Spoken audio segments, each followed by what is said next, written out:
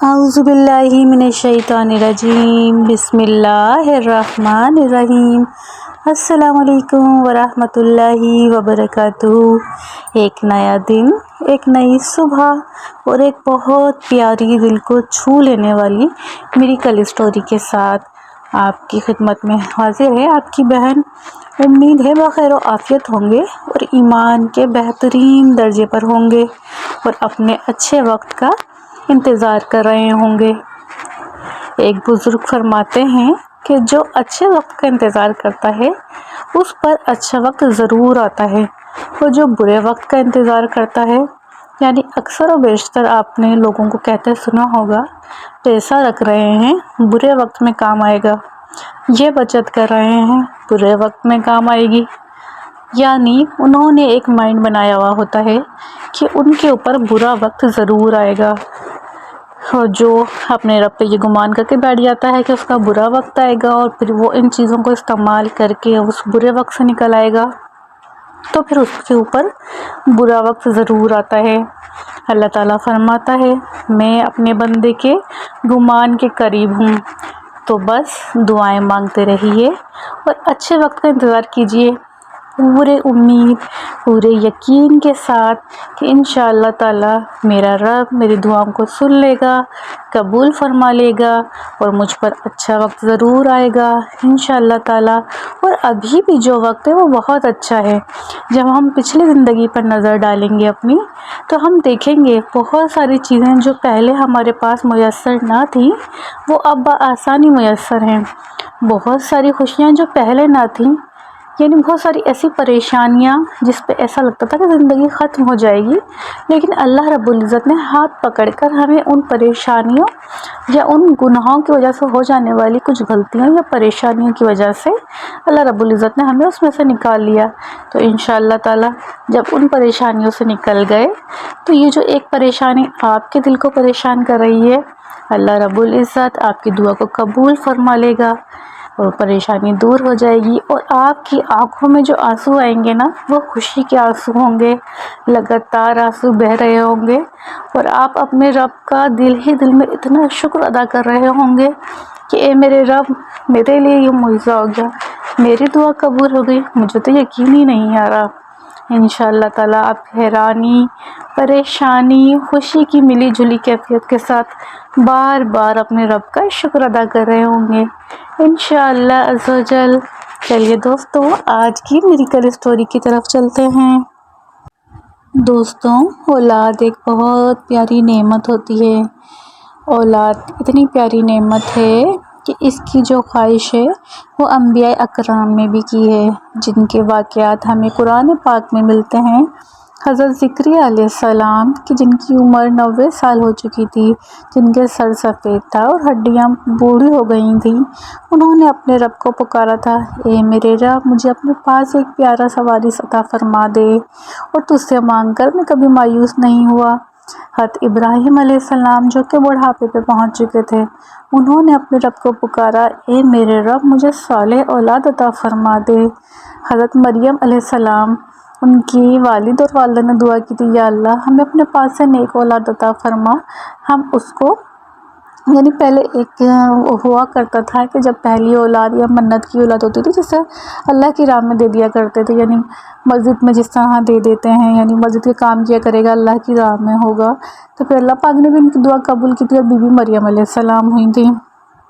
اور پھر be be مریم علیہ السلام کا معجزہ کہ بغیر شوہر کے ان کو عیسیٰ علیہ السلام عطا فرما دیے۔ دوستو، قرآن میں جگہ جگہ اولاد کی خواہش، اولاد کی دعا، اور پھر اس دعا کو اللہ رب العزت نے قبول کرنے کی ساری نشانیاں و معجزات ہمیں بتائے ہیں۔ تو میرے جو بہن بھائی بے اولاد ہیں، اولاد کے لیے پریشان ہیں، ڈاکٹرز نے جواب دے دیا دنیاوی کوئی بھی دوائی کام نہیں کر رہی، تو میں ان سے ریکویسٹ کروں گی کہ آپ یہ کہانی ضرور سنیے اور استغفار اور تہجد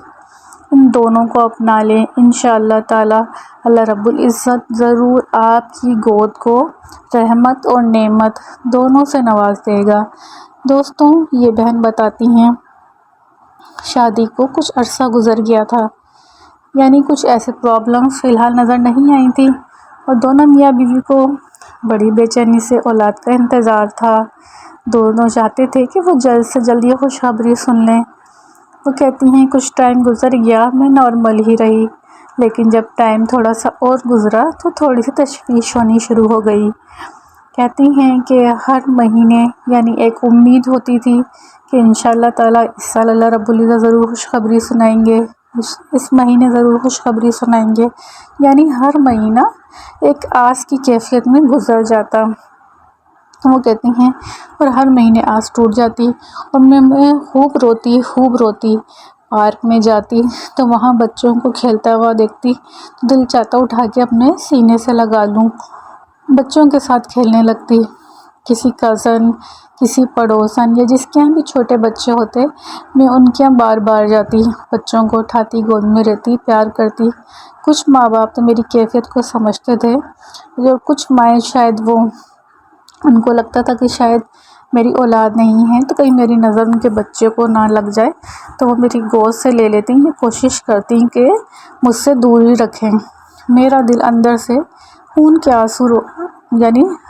رویا کرتا تھا۔ کہتی ہیں میں بہت پریشان رہا کرتی تھی، ڈاکٹرز کے پاس گئے، یعنی جو بھی ڈاکٹر مجھے بتاتا، جو بھی کتنے مہنگے سے مہنگے، سستا سے سستا، ہر ڈاکٹر کے پاس میں اپنی رپورٹس لے کے جاتی، اور ڈاکٹرز نے تو اینڈ میں کہنا شروع کر دیا تھا کہ بس کی رپورٹس آپ کلوز کریں اپنی، آپ کا کوئی ٹریٹمنٹ نہیں ہو سکتا، آپ ماں نہیں بن سکتی۔ کہتی ہیں آپ سوچ نہیں سکتے اور کتنے اذیت ناک لمحے ہوتے ہوں گے کہ زندگی بے معنی لگنے لگتی ہے، ہر چیز سے دل اچاٹ ہو جاتا ہے، ایسا لگتا ہے کہ زندگی کا ہر رنگ بے رنگ ہو گیا ہے۔ وہ کہتی ہیں اسی طرح میری زندگی بھی بالکل ویران ہو چلی تھی جب ڈاکٹر نے مجھے آخری بار کہہ دیا تھا کہ اب کوئی علاج نہیں، کوئی میڈیسن نہیں، آپ ماں نہیں بن سکتی اور ہم اس سے آگے کچھ کر نہیں سکتے۔ سوری کہہ کے میری جو فائل تھی وہ مجھے واپس کر دی۔ میرا دل چاہ رہا تھا کہ میں خودکشی کر لوں، میں کیا کروں، مجھے کچھ سمجھ میں نہیں آ رہا تھا۔ میرے ہسبینڈ میرے بہت سپورٹیو تھے، انہوں نے مجھے بہت ڈھارس بندھاتے تھے، بہت پیار کرتے، پیار سے سمجھاتے، لیکن میری حالت بگڑتی ہی جا رہی تھی۔ ایک مرتبہ وہ کہتی ہیں کہ تہجد کے ٹائم شاید ان کی آنکھ کھلی یا کسی نے انہیں تہجد پڑھنے کا بتایا، بہرحال دونوں میاں بیوی نے تہجد باقاعدگی سے پڑھنا شروع کر دی اور اس میں تسبیحات بھی پڑھنی شروع کری۔ وہ کہتی ہیں اتنی گڑ گڑا کے رو کے ہم تہجد میں دعائیں مانگا کرتے تھے، اپنے رب سے اولاد مانگا کرتے تھے کہ میں آپ کو بتا نہیں سکتی۔ کچھ مہینے اسی طرح گزر گئے، لیکن ایک فائدہ یہ ہوا تہجد پڑھنے کا کہ جو میں ڈپریشن اور انزائٹی کا شکار ہو گئی تھی اور جو میرا دل خودکشی کرنے کا چاہنے لگا تھا، وہ کیفیات میری کم ہونی شروع ہو گئیں، اور اللہ کے قریب ہونے کے بعد میرے دل کو جیسے سکون سا ملنا شروع ہو گیا، زندگی میں کچھ سکون آنے لگا اور میرا دل بھی